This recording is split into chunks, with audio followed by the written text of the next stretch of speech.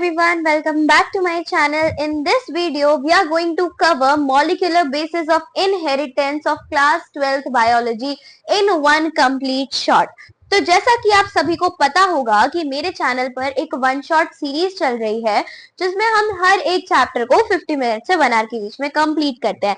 उसी सीरीज के अंदर अब जो हमारा नेक्स्ट चैप्टर आया है वो है आपकी क्लास 12th बायोलॉजी का मॉलिक्यूलर बेसिस ऑफ इनहेरिटेंस, जो कि जेनेटिक्स का सेकेंड चैप्टर है।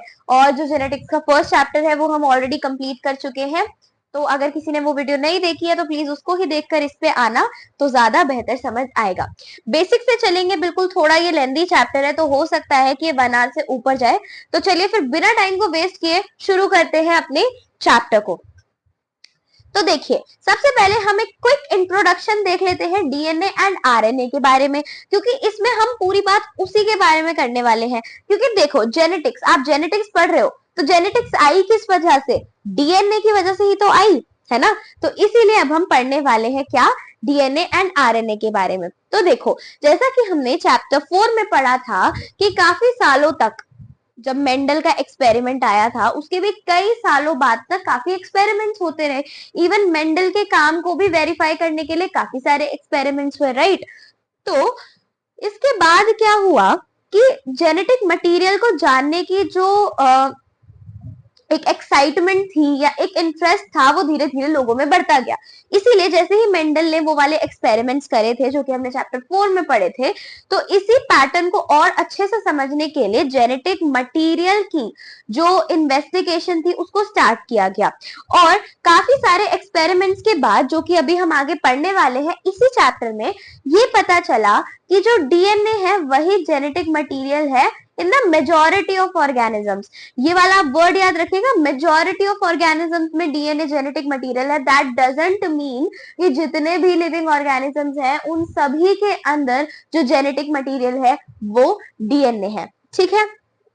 तो देखिए, 2 तरह के न्यूक्लिक एसिड्स हमारे लिविंग सिस्टम्स में पाए जाते हैं। पहला है डीऑक्सीराइबोन्यूक्लिक एसिड, जिसे आप डीएनए के नाम से जानते हैं। दूसरा है राइबोन्यूक्लिक एसिड, जिसे आप आरएनए के नाम से जानते हैं, ठीक है। यही वो 2 तरह के न्यूक्लिक एसिड है जो कि लिविंग सिस्टम्स में अभी तक नोन है, ओके। अब न्यूक्लिक एसिड होते क्या है? न्यूक्लिक एसिड क्या होते हैं? पॉलीमर्स होते हैं न्यूक्लियोटाइड के। अच्छा, पॉलीमर्स से मेरा क्या मतलब है? जैसे अगर आपने थोड़ा बहुत क्लास 11th में बायोमोलिक्यूल्स पढ़ा हो या अभी आप क्लास 12th में भी पढ़ेंगे केमिस्ट्री में, तो आपको पता होगा कि जैसे अगर मैं बात करूं प्रोटीन्स की, तो जो प्रोटीन्स होते हैं ना, ठीक है, जो प्रोटीन्स होते हैं वो काफी सारे अमाइनो एसिड से जुड़ जुड़ के बनते हैं। यानी कि अगर मैं बोलूं कि एक सिंगल यूनिट प्रोटीन की क्या होती है, तो वो क्या होती है? Amino acids, right. एंड बहुत सारे अमाइनो एसिड्स मिलकर के एक प्रोटीन बनाते हैं, ठीक है।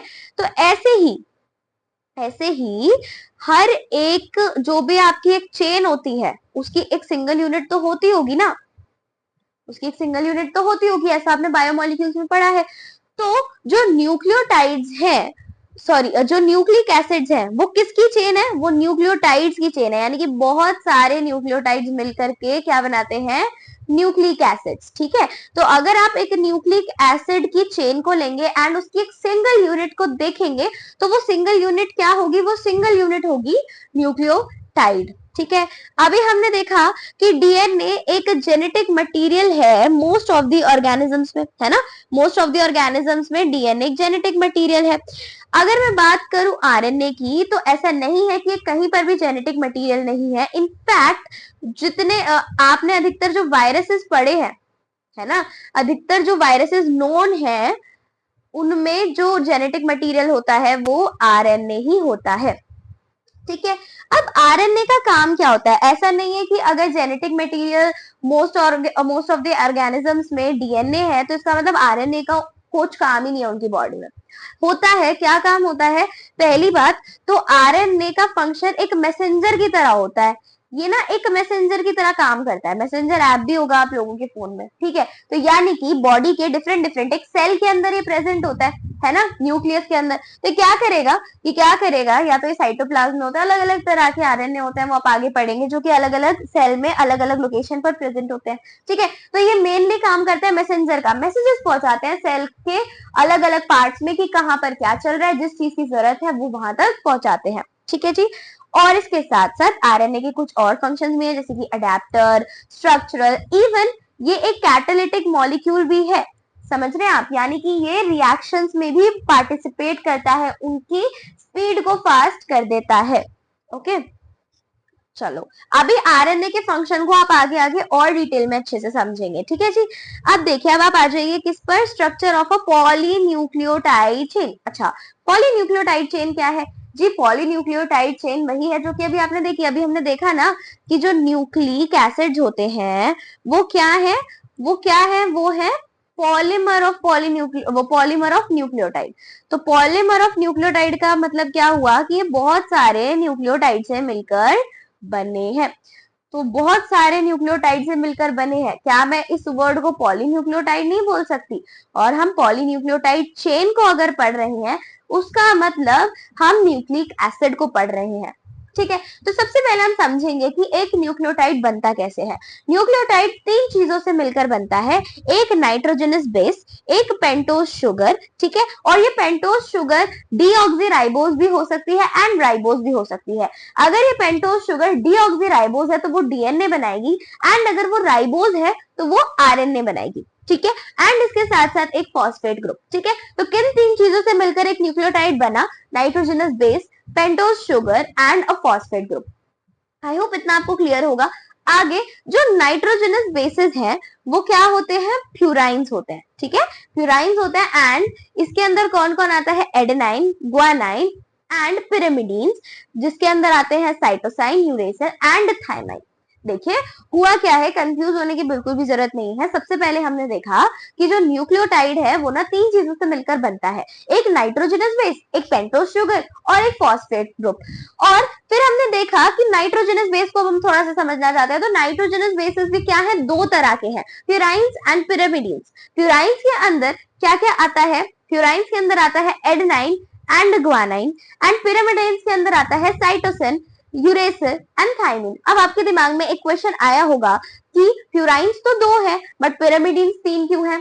द रीजन बीइंग कि देखो, जो फ्यूराइंस है वो तो डीएनए और आरएनए दोनों में सेम रहते हैं, यानी कि एडेनाइन एंड ग्वानाइन डीएनए में भी प्रेजेंट होगा और आरएनए में भी प्रेजेंट होगा। बट अगर मैं बात करूं पिरामिडीन्स की, तो इसमें ऐसे आपके पास 2 ऐसे हैं जो उनमें से एक तो डीएनए में प्रेजेंट होगा और एक आरएनए में प्रेजेंट होगा। तो मैं किसकी बात कर रही हूँ? मैं बात कर रही हूँ यूरेसिल एंड थायमाइन की।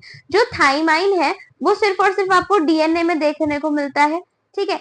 और जो यूरेसिल है वो सिर्फ और सिर्फ आपको आरएनए में देखने को मिलता है। यानी कि अगर आपको कभी बोल दिया जाए कि आप डीएनए से आरएनए बनाइए, तो आपको कुछ नहीं करना है, आपको क्या देखना है कि जहां पर भी थाइमाइन है उसकी जगह आप यूरेसिल लगा दीजिए, तो वो क्या बन जाएगा? आरएनए बन जाएगा। एंड जो साइटोसिन है वो दोनों में सेम रहता है, डीएनए में भी आरएनए में भी। ओके, देखिए नीचे वही लिखा है कि जो साइटोसिन है वो कॉमन होता है डीएनए में भी और आरएनए में भी, और थाइमाइन सिर्फ और सिर्फ डीएनए में प्रेजेंट है और यूरेसिल सिर्फ और सिर्फ आरएनए में प्रेजेंट है। कहां पर प्रेजेंट होगा? थाइमाइन की जगह पर।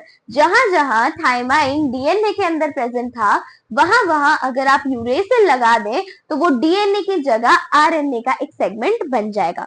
ओके, चलो अब आगे बढ़ते हैं। अब एक और टर्म आती है न्यूक्लियोसाइड। अच्छा, न्यूक्लियोसाइड और न्यूक्लियोटाइड में क्या डिफरेंस होता है? देखिए होता क्या है कि न्यूक्लियोटाइड में तो एक फॉस्फेट ग्रुप भी होता है, ठीक है, लेकिन न्यूक्लियोसाइड में फॉस्फेट ग्रुप नहीं होता। बस यही डिफरेंस है, ठीक है। तो अगर आप एक नाइट्रोजनस बेस और एक पेंटोज शुगर के साथ फॉस्फेट ग्रुप लगा दें तो वो एक न्यूक्लियोटाइड ग्रुप बन जाएगा। बट अगर मैं बात करूं न्यूक्लियोसाइड की, तो अगर आप एक नाइट्रोजनस बेस में और पेंटोज शुगर के साथ एक फॉस्फेट ग्रुप ना लगाएं तो वो एक न्यूक्लियोसाइड बन जाएगा। आई होप आपको इतना क्लियर होगा। देखिए, अब जो नाइट्रोजनस बेसेस होते हैं वो पेंटोज शुगर से कौन से बॉन्ड के अलोंग, कौन सा ऐसा बॉन्ड होता है जिससे वो एक दूसरे से अटैच्ड होते हैं? वो होता है एन ग्लाइकोसिडिक लिंकेज। ये अलग अलग तरह की लिंकेज होती हैं, ठीक है। और इनको डिटेल में जो आपको समझ आएगा वो क्लास 12th में ही आप पढ़ेंगे केमिस्ट्री में बायोमोलिक्यूल्स, उसमें आपको हर तरह के बॉन्ड बहुत अच्छे से समझ आएंगे। तो अभी के लिए आप इतना याद रखें कि जो नाइट्रोजनस बेस होता है वो पेंटोज शुगर से कौन से बॉन्ड से अटैच होता है, एन ग्लाइकोसिडिक लिंकेज से अटैच्ड होता है, ठीक है। किसी भी नाइट्रोजनस बेस को आप कैसे बोलेंगे, जैसे अगर आपका जो नाइट्रोजनस बेस है वो कौन सा है, एडेनाइन, ठीक है। एंड आपने एडेनाइन के साथ एक पेंटोज शुगर ऐड कर दी, सिर्फ पेंटोज शुगर, ठीक है, आपने कोई फॉस्फेट ग्रुप नहीं लगाया है, तो आप इसे बोलेंगे एडिनोसाइन। सिमिलरली अगर आपने नाइट्रोजनस बेस क्या ले लिया, ग्वेनाइन, तो और आपने सिर्फ और सिर्फ उसके साथ पेंटोज शुगर ही अटैच करी है, कोई फॉस्फेट ग्रुप नहीं, यानी कि वो एक न्यूक्लियोसाइड है, तो आप उसे क्या बोलेंगे, ग्वेनोसाइन। आगे बढ़ते हैं। अब अगर आप इसी न्यूक्लियोसाइड में एक फॉस्फेट ग्रुप लगा दे, क्या लगा दे, एक फॉस्फेट ग्रुप लगा दे फिफ्थ पोजीशन पर, किसकी फिफ्थ पोजीशन पर, जो आपकी पेंटोज शुगर है, ठीक है। आपकी जो पेंटोज शुगर है, यानी कि देखो ये आपकी पेंटोज शुगर हो गई ना, ये आपकी पेंटोज शुगर हो गई, तो इसके कितने कॉर्नर्स है, 1 2 3 4 5, तो जो इसकी फिफ्थ पोजीशन होगी, इसकी जो फिफ्थ पोजीशन होगी, अगर आपने उस पर क्या लगा दिया, आपने ना एक फॉस्फेट ग्रुप लगा दिया, और क्योंकि एक फॉस्फेट ग्रुप है तो आप उस बॉन्ड को बोलेंगे फॉस्फोडाइस्टर बॉन्ड। अब ये चीज याद रखने वाली है कि एक नाइट्रोजनस बेस एक पेंटोज शुगर से कौन से बॉन्ड से अटैच होता है, एन ग्लाइकोसिडिक लिंकेज से। एंड अगर मैं बात करूं एक फॉस्फेट ग्रुप फिफ्थ पोजीशन पे किससे अटैच होता है, फॉस्फोडाइस्टर लिंकेज से अटैच होता है, तो क्या बन जाएगा, न्यूक्लियोसाइड की जगह बन जाएगा एक न्यूक्लियोटाइड, ठीक है। अब देखिए जो दो न्यूक्लियोटाइड्स होते हैं, जो दो न्यूक्लियोटाइड्स होते हैं, यानी कि एक न्यूक्लियोटाइड सपोज यहां हो गया, ठीक है, यानी कि वही पेंटोज शुगर है, उसके साथ एक फॉस्फेट ग्रुप है एंड उसके साथ एक नाइट्रोजनस बेस है, एंड दूसरा यहां पर हो गया, तो ये जो साथ में लिंक होंगे, ये जो साथ में लिंक होंगे, क्योंकि डीएनए या फिर आरएनए, आप किसी भी न्यूक्लिक एसिड की बात करें तो वो क्या है, पॉलीन्यूक्लियोटाइड चेन ही तो है, यानी कि हमें बहुत सारे न्यूक्लियोटाइड को एक साथ जोड़ना है, तो एक न्यूक्लियोटाइड आपके पास ये हो गया, एक न्यूक्लियोटाइड आपके पास ये हो गया, अब आपको इन दोनों न्यूक्लियोटाइड्स को जोड़ना है, तो ये कैसे जुड़ते हैं, जो पहला वाला आपका न्यूक्लियोटाइड है उसकी थर्ड पोजीशन एंड जो आपका दूसरा वाला न्यूक्लियोटाइड है उसकी फिफ्थ पोजीशन के बीच में होती है फॉस्फोडाइस्टर लिंकेज, ठीक है, एंड वो बन जाता है डाइन्यूक्लियोटाइड। सिमिलरली क्या होता है, जब थर्ड न्यूक्लियोटाइड जुड़ना होता है तो सेकेंड वाले न्यूक्लियोटाइड की कौन सी position, third position, and third वाले की फिफ्थ पोजीशन आपस में क्या कर लेते हैं, बॉन्ड बना लेते हैं। ये अभी आप डायग्राम के थ्रू और अच्छे से समझेंगे, अभी हम एक जनरल स्ट्रक्चर पढ़ रहे हैं पॉलीन्यूक्लियोटाइड चेन का, ठीक है जी। आगे देखिए अब क्या होता है, वही मैंने आपको बताया कि काफी सारे न्यूक्लियोटाइड जुड़ के क्या बनाते हैं, एक पॉलीन्यूक्लियोटाइड चेन, ओके। अब जो पॉलीन्यूक्लियोटाइड चेन है उसकी बैकबोन कौन बना रहा है, उसकी बैकबोन कौन बना रहा है, खुद सोचो ना, न्यूक्लियोटाइड्स तो आगे आगे है, आगे आगे है ना, तो इनके पीछे कौन है, इनकी बैकबोन कौन है, पेंटोज शुगर और कौन, फॉस्फेट, ठीक है। चलो आगे पढ़ते हैं।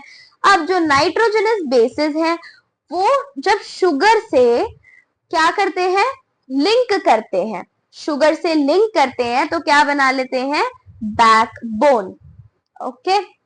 चलो अब देखो जो बेस पेयर्स हैं वो एक दूसरे से कॉम्प्लीमेंट्री होते हैं। कॉम्प्लीमेंट्री का मतलब मैं क्या कहना चाह रही हूँ, देखो मैं कहना चाह रही हूँ कि अगर यहाँ पर एक प्यूराइन है, फॉर एग्जाम्पल यहाँ पर एडेनाइन है, ठीक है, तो इस तरफ एक क्या होगा, पिरिमिडीन होगा, यानी कि थायमाइन। अगर मैं यहाँ पे एक डीएनए बना रही हूँ, अभी मैं डीएनए की बात कर रही हूँ, ठीक है, तो हमेशा कॉम्प्लीमेंट्री होंगे। अगर इस तरफ एक प्यूराइन है तो इस तरफ एक पिरामिडीन होगा, एंड ये भी बिल्कुल मतलब पहले से ही डिसाइडेड है कि किसके साथ कौन बॉन्ड बनाएगा, हमेशा एडेनाइन के साथ थायमाइन बनाएगा एंड गुआनाइन के साथ साइटोसिन बनाएगा हमेशा। तो अगर आप कभी भी आपको एक स्ट्रैंड दे दी डीएनए की तो आप इस तरह से पता कर सकते हो कि दूसरी स्ट्रैंड में क्या होगा।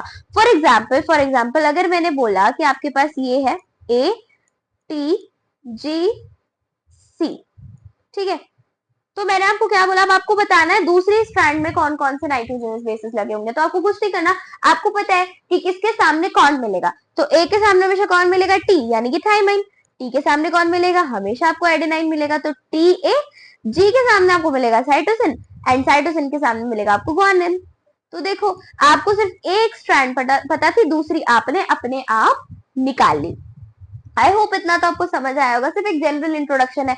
तो ठीक है, हमेशा क्या होता है, जो बेस पेयर्स होते हैं आपस में कॉम्प्लीमेंट्री होते हैं। हमेशा एडेनाइन के साथ थाइमाइन बॉन्ड बनाएगा एंड गुआनाइन के साथ साइटोसिन बॉन्ड बनाएगा। आई होप ये जनरल इंट्रोडक्शन एक पॉलीन्यूक्लियोटाइड चेन का आपको अच्छे से क्लियर हुआ होगा। ठीक है, अब देखो, ये है आपका एक टिपिकल पॉलीन्यूक्लियोटाइड चेन। तो एक पॉलीन्यूक्लियोटाइड चेन की अगर मैं बात करूं तो देखो वो किस तरह की होती है।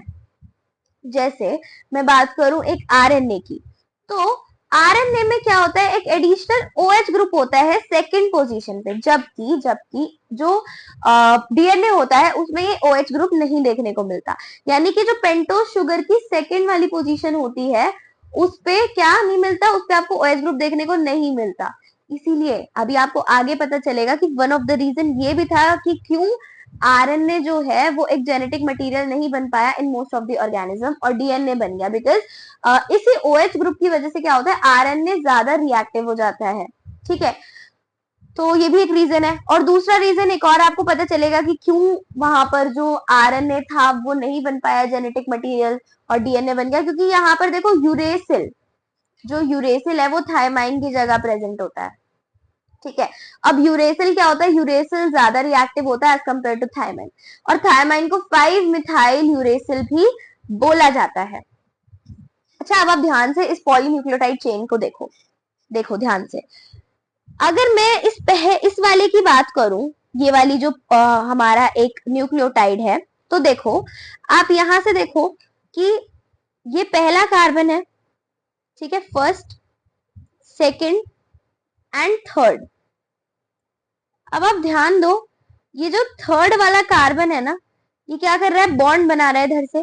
यहाँ पर साइटोसिन देखो, मैंने आपको बोला था ना, ए के साथ कौन बॉन्ड बनाएगा, ए के साथ टी बॉन्ड बनाएगा एंड जी के साथ सी बॉन्ड बनाएगा। इतना मैंने आपको बताया। तो देखो, अगर आपको यहाँ पे सी दिख रहा है तो आपको इतना तो क्लियर होगा कि सामने आपको जी दिखने वाला है। ठीक है, और अगर आपको यहाँ पर जी दिख रहा है तो इतना तो क्लियर है कि यहाँ पर आपको सी ही दिखेगा और कुछ नहीं दिखेगा। क्लियर है इतना तो। सिमिलरली आप देखिए, यहाँ पर टी है यानी कि थाइमाइन है, तो यहाँ पर आपको एडेनाइन देखने को मिलेगा, एंड यहाँ पर ए है तो यहाँ पर आपको थाइमाइन देखने को मिलेगा।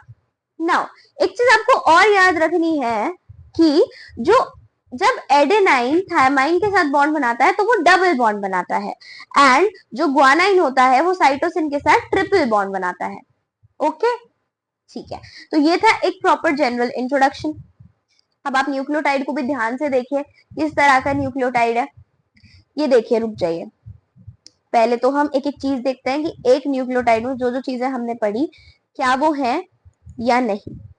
ठीक है, ध्यान से देखते हैं एक एक चीज को। तो हमने 3 चीजें पढ़ी कि एक न्यूक्लियोटाइड के अंदर एक तो पेंटोज शुगर होगी, एक फॉस्फेट ग्रुप होगा, और उसके साथ साथ क्या होगा, एक नाइट्रोजनस बेस होगा। नाइट्रोजनस बेस से शुरू करते हैं, इस वाले न्यूक्लियोटाइड की हम बात करते हैं पहले। ठीक है, ये पूरा एक न्यूक्लियोटाइड है, इसकी बात करते हैं। सबसे पहले क्या एक नाइट्रोजनस बेस है, तो देखिए आपको दिख रहा होगा साइटोसिन एक नाइट्रोजनस बेस है। क्या एक फॉस्फेट ग्रुप है, ये रहा फॉस्फेट ग्रुप, एंड क्या एक पेंटोज शुगर है, तो ये जो प्रेजेंट है ये पूरी क्या है, एक पेंटोज शुगर ही है। ठीक है, ये एक पेंटोज शुगर है। अब देखिए, ये ऐसे बॉन्ड, ये काफी सारे, देखो जितने भी आपके न्यूक्लियोटाइड है वो एक दूसरे से कैसे जुड़े हुए हैं, फॉस्फोडाइस्टर बॉन्ड की हेल्प से। फॉस्फोडाइस्टर बॉन्ड मैंने आपको बोला था ना, हर एक न्यूक्लियोटाइड कैसे जुड़ेगा, फॉस्फेट और शुगर की हेल्प से। तो यहाँ पर आपको एक चीज याद रखने वाली है कि ये जो पॉलीन्यूक्लियोटाइड चेन बन रही है, इसमें क्या है, इसमें जो रोल है न्यूक्लियोटाइड्स का वो नहीं है, वो नहीं है। क्यों नहीं है, क्योंकि देखो जो बैकबोन बना रहा है सिर्फ वही रोल प्ले कर रहा है। एंड बैकबोन कौन बना रहा है? शुगर और फॉस्फेट। शुगर और फॉस्फेट बैकबोन बना रहा है। एंड वो बैकबोन इसीलिए बना रहा है क्योंकि जितने भी न्यूक्लियोटाइड है वो एक दूसरे से फॉस्फेट और शुगर की वजह से ही जुड़े हुए हैं। देखो खुद आप, ये फॉस्फेट ग्रुप और इसकी ये शुगर, इन दोनों ने एक बॉन्ड बना के जुड़ेगी। फिर यहाँ पर भी देखो फॉस्फेट एंड शुगर बॉन्ड बना के एक दूसरे से जुड़ रहे हैं। यहाँ पर भी फॉस्फेट एंड शुगर बॉन्ड बना के एक दूसरे से जुड़ रहे हैं। तो आई होप आपको 3-4 चीजें तो बिल्कुल अच्छे से क्लियर होंगी जो मैंने अभी तक आपको बताई हैं। हो सकता है आपको स्लो लग रहा हो, बट ये चैप्टर थोड़ा कॉन्सेप्चुअल है, तो एक एक चीज आपको समझ आनी चाहिए। तो एक बार रिवाइज कर लेते हैं हमने क्या क्या पढ़ा है, ताकि कंफ्यूजन ना हो, क्योंकि थोड़ा सा टिपिकल भी हो सकता है लगे किसी किसी को, बट हम अच्छे से एक बार पढ़ लेते हैं कि हमने क्या क्या देखा इसी चीज को रिवाइज करके। ठीक है, तो देखो पिछली स्लाइड पर हमने सबसे पहले क्या पढ़ा? हमने पढ़ा कि जो डीएनए और आरएनए होता है वो क्या है? Nucleic acid. न्यूक्लिक एसिड क्या है? पॉलीन्यूक्लियोटाइड चेन्स है। किसकी पॉलीन्यूक्लियोटाइड चेन्स है? ऑब्वियसली न्यूक्लियोटाइड की पॉलीन्यूक्लियोटाइड चेन्स है। ठीक है, तो देखो अब फिर हमने देखा कि न्यूक्लियोटाइड ना 3 चीजों से मिलकर बनता है, और वो 3 चीजें क्या है न्यूक्लियोटाइड में? सबसे पहली होती है पेंटोज शुगर, दूसरी होता है नाइट्रोजनस बेस, ठीक है, एंड जो तीसरी चीज है वो है फॉस्फेट ग्रुप। अगर मैं इस फॉस्फेट ग्रुप को हटा दूं तो वो क्या बन जाएगा? वो न्यूक्लियोटाइड की जगह एक न्यूक्लियोसाइड बन जाएगा। ठीक है, एक शुगर और एक नाइट्रोजनस बेस एक दूसरे से कैसे बॉन्ड बनाते हैं? ग्लाइकोसिडिक लिंकेज की हेल्प से। एक शुगर और एक फॉस्फेट एक दूसरे से कैसे बॉन्ड बनाते हैं? फॉस्फोडाइस्टर लिंकेज की हेल्प से। इतना क्लियर? ठीक है, इसके बाद हमने न्यूक्लियोसाइड देख लिया, न्यूक्लियोटाइड देख लिया। आगे हमने देखा कि इनको बहुत सारे न्यूक्लियोटाइड आपस में बॉन्ड बना के क्या बना लेंगे? बहुत सारे न्यूक्लियोटाइड आपस में बॉन्ड बना लेंगे हमारा न्यूक्लिक एसिड जो कि हमें चाहिए। अगर पेंटोज शुगर है तो वहां क्या बन जाएगा? Pentose sugar. अगर राइबोज है तो क्या बन जाएगा? Ribo nucleic acid. एंड अगर डीऑक्सीराइबोज है तो डीएनए मिल जाएगा हमें। इतना भी क्लियर हो गया। फिर हमने देखा थोड़ा सा न्यूक्लियोटाइड के बारे में। हमने देखा कि न्यूक्लियोटाइड ना कुछ चीजों से मिलके बनता है। कौन कौन सी हैं वो चीजें? वो है 2 चीजें। सबसे पहला था हमारे पास प्यूराइंस, ठीक है, एंड दूसरा था हमारे पास पिरिमिडीन्स। ठीक है, प्यूराइंस एंड पिरिमिडीन्स। तो देखो जो प्यूराइंस थे वो तो हमारे पास 2 थे। कौन कौन से? Adenine and guanine, A and G. और जो हमारे पास पिरामिडीन्स थे वो हमारे पास 3 थे। वो हमारे पास आए 3। कौन कौन? Cytosine, uracil and thymine. फिर हमें कंफ्यूजन हुआ कि जब हमारे पास प्यूराइन 2 है तो पिरामिडीन्स 3 क्यों है? क्योंकि जो एडेनाइन और ग्वानाइन है ये तो आरएनए और डीएनए दोनों में मिलेंगे। बट अगर मैं बात करूं पिरामिडीन्स की तो यहाँ पर सिर्फ साइटोसिन ही ऐसा है जो हमें डीएनए और आरएनए दोनों में मिलेगा, क्योंकि जो यूरेसिल और थायमाइन है वो दोनों में नहीं मिलेंगे। यूरेसिल हमें आरएनए में मिलेगा एंड थायमाइन हमें कहा मिलेगा? डीएनए में मिलेगा। तो अगर हमें एक डीएनए का स्ट्रैंड दे दिया जाए एंड उससे हमें एक आरएनए का स्ट्रैंड बनाना हो तो हम अगर वहां पर जहां जहां थायमाइन है बस उसकी जगह यूरेसिल लगा दें तो हमें एक आरएनए का स्ट्रैंड मिल जाएगा। हमें इतना क्लियर हुआ? ठीक है, उसके बाद हमने देखा थोड़ा सा स्ट्रक्चर। किसका स्ट्रक्चर? हमने देखा डीएनए का स्ट्रक्चर। उससे हमें पता चला कि जो बैकबोन बन रही थी वो एक्चुअल में ये फॉस्फेट ग्रुप और शुगर ही तो मिलके बना रही थी। इसीलिए हमने कहा कि जो पॉलीन्यूक्लियोटाइड चेन होती है उसकी बैकबोन कौन बनाती है? उसकी बैकबोन बनाता है फॉस्फेट एंड शुगर। किस बॉन्ड की हेल्प से? फॉस्फोडाइस्टर बॉन्ड की हेल्प से। ठीक है, फिर हमने कुछ कंक्लूजन्स भी निकाले कि ऐसा क्यों आगे जाके हमें पता चला कि ज्यादातर जो ऑर्गेनिजम्स है उनके अंदर डीएनए एक जेनेटिक मटेरियल की तरह पाया जाता है, आरएनए नहीं। क्योंकि आरएनए इज रिएक्टिव, जिसकी वजह से वो कैटलिस्ट की तरह भी काम करता है ना, और अडेप्टर मॉलिक्यूल की तरह भी काम करता है। वो भी चीज हम आगे देखेंगे। तो क्योंकि आरएनए बीइंग रिएक्टिव, और क्यों रिएक्टिव? क्योंकि देखो सबसे पहली बात कि इसके सेकंड पोजीशन पर क्या होता है? एक एडिशनल OH ग्रुप होता है। ठीक है, और इसके साथ साथ इसके पास यूरेसिल है इन प्लेस ऑफ थायमाइन। और यूरेसिल क्या है, थायमाइन क्या है, thymine is actually 5 methyl uracil which makes it less reactive. ये देख लो एक बार, अगर हम नाइट्रोजनस बेस और शुगर को ऐड करें तो क्या बन जाएगा, न्यूक्लियोसाइड। एंड अगर हम इस न्यूक्लियोसाइड के साथ सिर्फ एक फॉस्फेट ग्रुप लगा दे तो वो बन जाएगा एक न्यूक्लियोटाइड। आई होप इतना क्लियर होगा। अब हम पढ़ने वाले हैं डिस्कवरीज, यानी कि अब हम आ गए हैं अपने एक्चुअल चैप्टर पर। अभी तो हम सिर्फ एक इंट्रो देख रहे थे, ठीक है। और अगर आपको ये इंट्रो में आधे से ज्यादा चीजें क्लियर हुई हैं, जितनी बातें मैंने आपको बताई आपको क्लियर हुई है, तो आपको ये चैप्टर बहुत इजी लगने वाला है आगे, क्योंकि हमने इसका बेस बना लिया है। एंड इसी चीज को थोड़ा थोड़ा अब हम 1 बाय 1 पढ़ेंगे, ठीक है। आपने एक तरह से पूरी समरी सुन ली है इस चैप्टर की, ठीक है। तो चलिए अब पढ़ते हैं। देखो, सबसे पहली किसने डिस्कवरी की डीएनए से रिलेटेड, सबसे पहले जो आए थे उनका नाम था फ्रेडरिक मीशर, और ये ईयर भी आप याद रखिएगा 1869। तो फ्रेडरिक मीशर ने 1869 में क्या किया, इन्होंने सबसे पहले डीएनए को बोला कि एक ना एसिडिक सब्सटेंस है जो कि न्यूक्लियस में पाया जाता है। अब क्योंकि ये नाम तो तब डिस्कवर नहीं हुआ था, क्योंकि पहली बार जिन्होंने इस जेनेटिक मटेरियल के बारे में कुछ कहा था दैट वाज फ्रेडरिक मीशर, ठीक है। तो इन्होंने क्या बोला कि एक ना एसिडिक सा सब्सटेंस है जो कि कहाँ पाया जाता है, ये ना न्यूक्लियस में पाया जाता है। तो इसीलिए मैं सोचता हूँ कि क्योंकि ये न्यूक्लियस में पाया जाता है तो मैं इसका नाम रख देता हूँ न्यूक्लियन। तो इन्होंने क्या बोला, इन्होंने बस इतना बताया कि ऐसे ऐसे कोई एसिडिक सब्सटेंस है जो न्यूक्लियस में पाया जाता है, क्योंकि वो न्यूक्लियस में पाया जाता है तो इसलिए मैंने उसका नाम रख दिया न्यूक्लियस। इसके बाद आए जेम्स वॉटसन और फ्रांसिस क्रिक, ठीक है। इन्होंने एक सिंपल डबल हेलिक्स मॉडल ही बना दिया जो कि डीएनए के स्ट्रक्चर को एक्सप्लेन कर रहा था, और ये इन्होंने कब बनाया, 1953 में। अब यहाँ पर एक पते वाली बात ये है कि इन्होंने हेल्प ली थी एक एक्सरे डायफ्रैक्शन डेटा की, और ये एक्सरे डायफ्रैक्शन डेटा एक्चुअल में बनाया था विल्किंस ने। किसने, विल्किंस ने, ठीक है। तो उनकी हेल्प से इन्होंने बनाया क्या, अपना जेम्स वॉटसन और फ्रांसिस क्रिक ने एक डबल हेलिक्स मॉडल। अब नेक्स्ट जो आए वो थे एरविन चार्गेफ। एरविन चार्गेफ ने कहा कि जो रेशियो रहता है एडेनाइन और थायमाइन के बीच में और ग्वानाइन और साइटोसाइन के बीच में, वो हमेशा कांस्टेंट रहता है। यानी कि जो मैंने अभी आपको थोड़ी देर पहले बात बताई थी कि हमेशा जो ए है वो टी के साथ बाइंड करेगा और जो जी है वो सी के साथ बाइंड करेगा, वो एक्चुअली एरविन शार्गेफ की ही बात का कंक्लूजन था। क्योंकि आप खुद सोचो, इन्होंने बोला कि एडेनाइन और थायमाइन का प्रोपोर्शन जो इनका रेशियो है वो सेम रहेगा, यानी कि हमेशा ए किसके बराबर रहेगा, हमेशा ए बराबर रहेगा टी के, ए इज इक्वल टू टी, और जी किसके बराबर रहेगा, सी के। तो ऑब्वियसली इसका मतलब क्या है कि जितने ए उतने टी, यानी कि यही आपस में बॉन्ड बना रहे होंगे, ठीक है। तो ये बात होगी एरविन शार्गेफ की। अब हम आ जाते हैं कुछ सेलेंट फीचर्स पढ़ने के लिए। किसके सेलेंट फीचर्स पढ़ने हैं, हमें पढ़ने हैं double helix structure of DNA के, ठीक है। तो डीएनए सबसे पहली बात क्या है, डीऑक्सीराइबो न्यूक्लियोटाइड का एक पॉलीमर है। तो अब आप ये नहीं बोलेंगे कि डीएनए एक पॉलीन्यूक्लियोटाइड चेन है, क्योंकि डीएनए एक पॉलीन्यूक्लियोटाइड चेन नहीं है।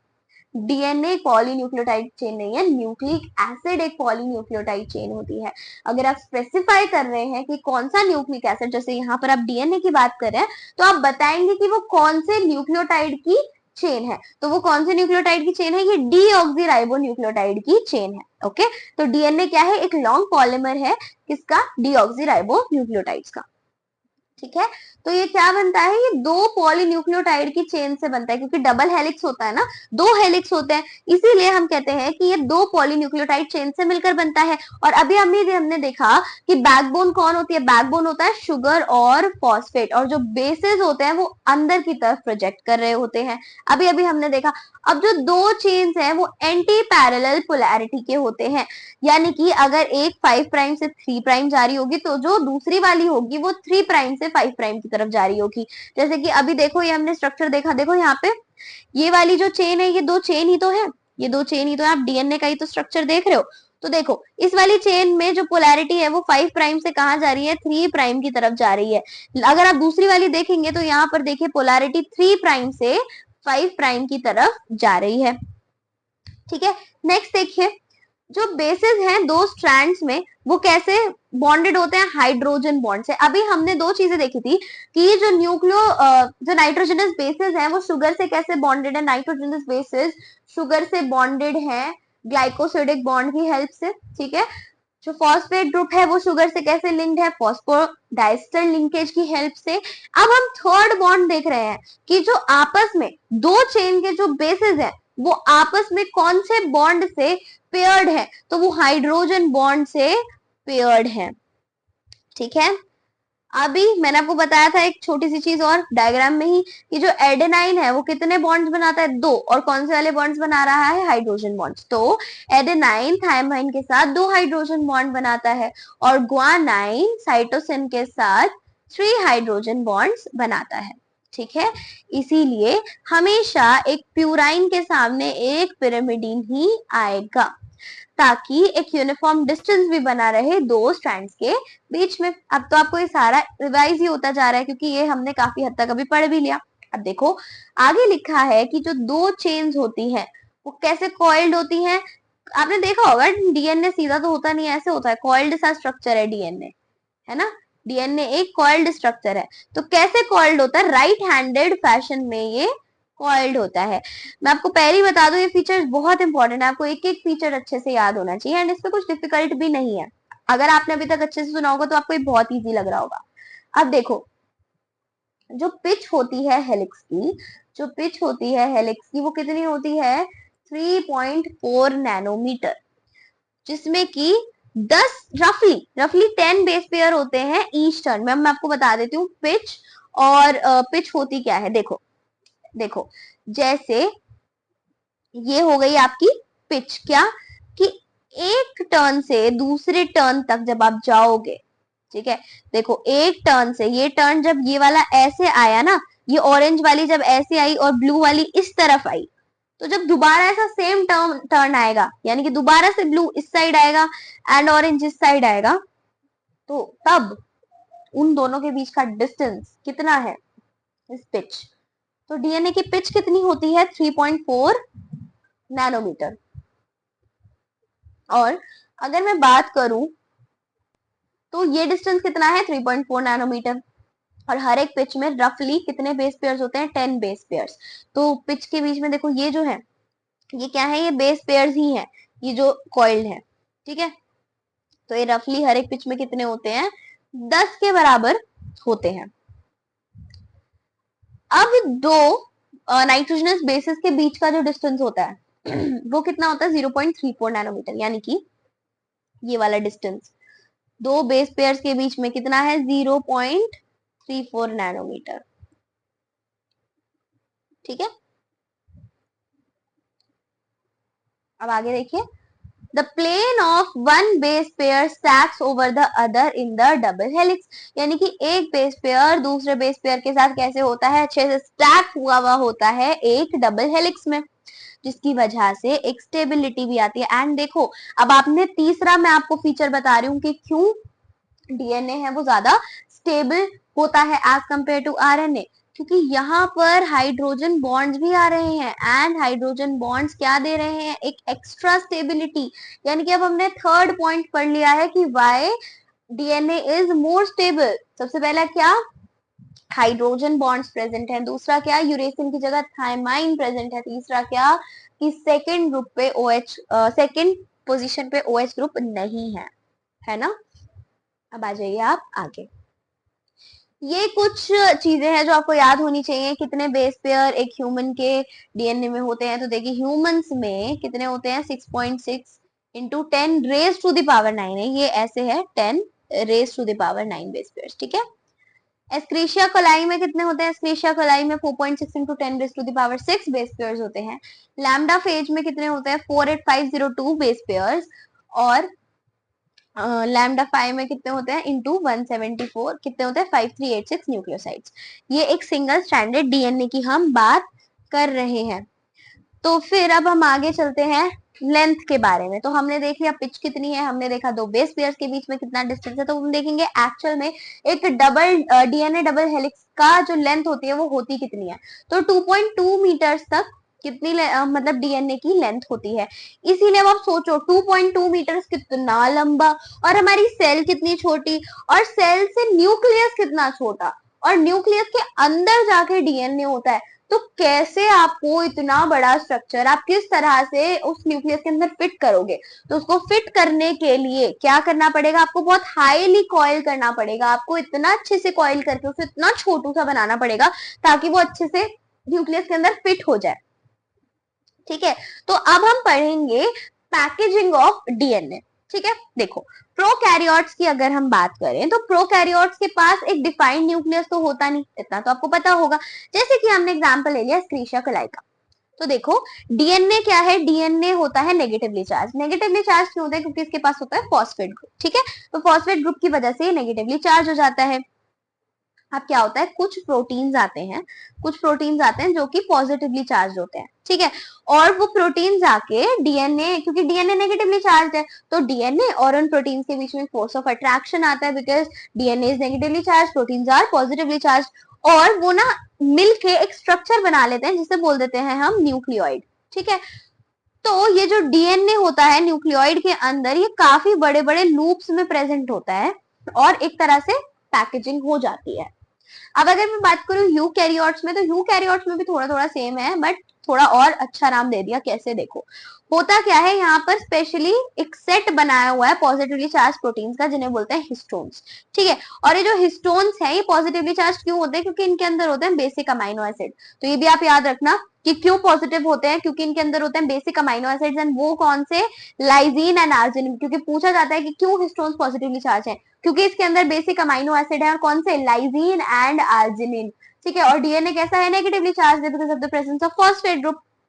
तो क्या होता है, जो ये बना लेते हैं, हिस्टोन्स क्या करते हैं, 8 मॉलिक्यूल्स से अपने आप को फॉर्म कर लेते हैं, यानी कि 8 मॉलिक्यूल्स आएंगे। ठीक है, और साथ में क्या बना लेंगे? एक हिस्टोन ऑक्टेमर बना लेंगे।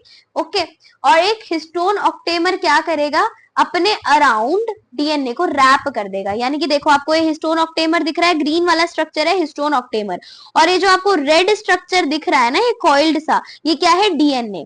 यानी कि क्या होगा, ये एक स्ट्रक्चर बना एंड इसके अराउंड पूरा का पूरा डीएनए लिपट जाएगा, अच्छे से कॉइल हो जाएगा। ओके, अब जब ये डीएनए इस न्यूक्लियोसोम के ऊपर पूरा कॉइल हो जाएगा, तो जो स्ट्रक्चर बनेगा, जैसे यहाँ पर जब डीएनए और प्रोटीन साथ में मिल गए थे तो हमने उन्हें बोला था न्यूक्लियोइड, तो यूकैरियोट्स में हम इस स्ट्रक्चर को बोलते हैं न्यूक्लियोसोम। ठीक है, क्या बोलते हैं? Nucleosome. And nucleosome is nothing but क्या हुआ, बहुत सारे हिस्टोन्स आए, उन्होंने हिस्टोन ऑक्टेमर बनाया, एंड कितने हिस्टोन्स? 8 मॉलिक्यूल्स आए हिस्टोन के, बनाया हिस्टोन ऑक्टेमर, और फिर डीएनए आया, क्योंकि वो नेगेटिवली चार्ज था और हिस्टोन ऑक्टेमर पॉजिटिवली चार्ज था, तो डीएनए ने अपने आप को रैप कर लिया अराउंड द हिस्टोन ऑक्टेमर, और जब जो ये स्ट्रक्चर बना, इसको हमने बोला nucleosome. This was all about the packaging of DNA. I hope आपको प्रोकैरियोट्स और यूकैरियोट्स की पैकेजिंग अच्छे से समझ आ गई होगी। ठीक है, अब एक जो टिपिकल न्यूक्लियोसोम होता है, उसमें कितने बेस पेयर्स आ जाते हैं? लगभग 200 बेस पेयर आ जाते हैं डीएनए हेलिक्स के, यानी कि अकेला एक न्यूक्लियोसोम 200 बेस पेयर संभाल सकता है डीएनए हेलिक्स के।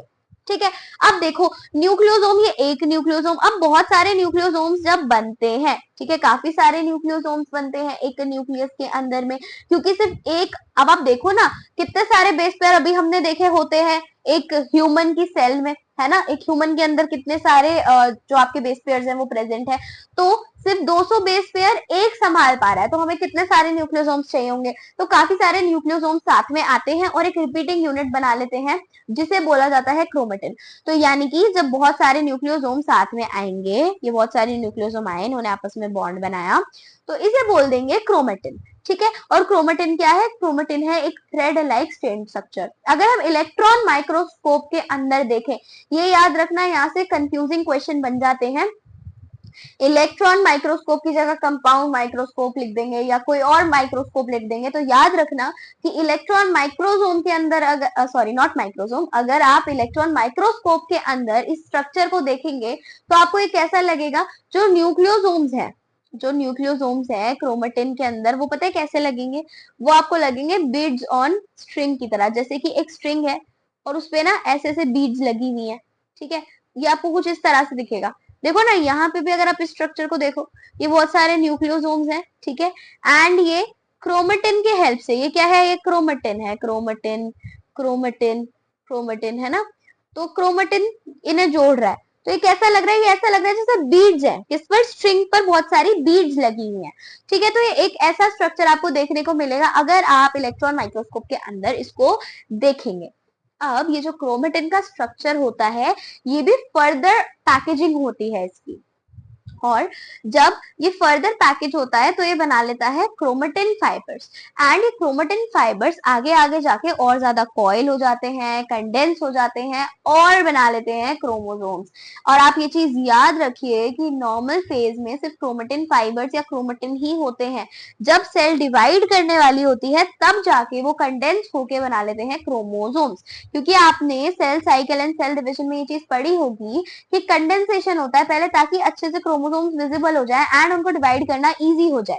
तो मेटाफेज स्टेज पर जा करके ये क्रोमेटिन फाइबर्स अपने आप को इतना हाईली कॉइल करके कंडेंस कर लेते हैं कि वो क्रोमोसोम्स बना ले। यानी कि क्रोमोसोम्स एक सेल में नॉर्मल टाइम पर प्रेजेंट नहीं होती, बल्कि कौन प्रेजेंट होता है? क्रोमेटिन फाइबर्स प्रेजेंट होते हैं।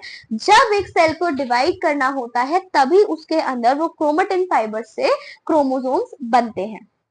अब देखो, क्रोमेटिन तक की हमें पैकेजिंग तो समझ आ गई, लेकिन जब क्रोमेटिन के हायर लेवल पे यानी कि क्रोमेटिन के बाद जब और ज्यादा पैकेजिंग होगी, क्योंकि अभी हमने देखा कि क्रोमेटिन के बाद भी क्या होती है? पैकेजिंग चलती रहती है। क्रोमेटिन से क्रोमेटिन फाइबर्स बनेंगे एंड जब आगे जाके ये क्रोमोसोम्स बनेंगे, तो उसके लिए भी हमें कुछ प्रोटीन्स की जरूरत होती है। क्योंकि वो हिस्टोन के प्रोटीन्स नहीं है, इसीलिए उन प्रोटीन्स को बोला जाता है एनएचसी, या फिर आप कह सकते हैं नॉन हिस्टोन क्रोमोसोमल प्रोटीन्स। ठीक है, तो ये आप याद रखिएगा। ये दो तरह के होते हैं, यूक्रोमेटिन और हेट्रोक्रोमेटिन। यूक्रोमेटिन वो होते हैं जब क्रोमेटिन फाइबर्स को लूजली पैक किया जाता है। क्योंकि ये लूजली पैक है इसीलिए इनका जो स्टेन है वो भी लाइट आता है। ठीक है, और क्योंकि ये लूजली पैक्ड है तो ये क्या होते हैं? ट्रांसक्रिप्शनली एक्टिव होते हैं। ट्रांसक्रिप्शनली एक्टिव मतलब ट्रांसक्रिप्शन कर पाते हैं। ट्रांसक्रिप्शन क्या होता है अभी आप आगे पढ़ेंगे।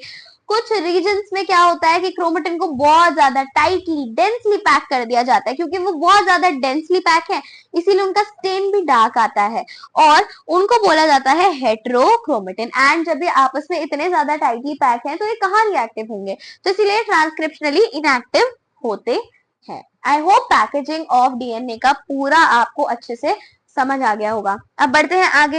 अब हम आ गए हैं सेकंड एक्सपेरिमेंट पे, जो कि है ट्रांसफॉर्मिंग प्रिंसिपल। तो ट्रांसफॉर्मिंग प्रिंसिपल सबसे पहले किसने करा था? ये एक्सपेरिमेंट फ्रेडरिक ग्रिफिथ ने करा था 1928 में। इसमें इन्होंने एक बैक्टीरिया को लिया था जिस बैक्टीरिया का नाम था स्ट्रेप्टोकोकस निमोनिया। इन्होंने क्या करा? सबसे पहली बार स्ट्रेप्टोकोकस निमोनिया क्या करता है? ये कॉज करता है निमोनिया। ठीक है, तो इन्होंने क्या करा?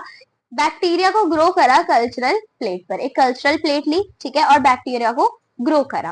अब कुछ से तो बनी स्मूदी शाइनी कॉलोनीज। अब ये स्मूथ शाइनी कॉलोनीज क्यों थी? स्मूथ क्यों थे बैक्टीरिया? क्योंकि इनके ऊपर ना एक म्यूकस की लेयर थी। ठीक है, और ये म्यूकस की लेयर किससे बनी हुई थी? पॉलीसैकेराइड कोट से बनी हुई थी। और दूसरा था रफ।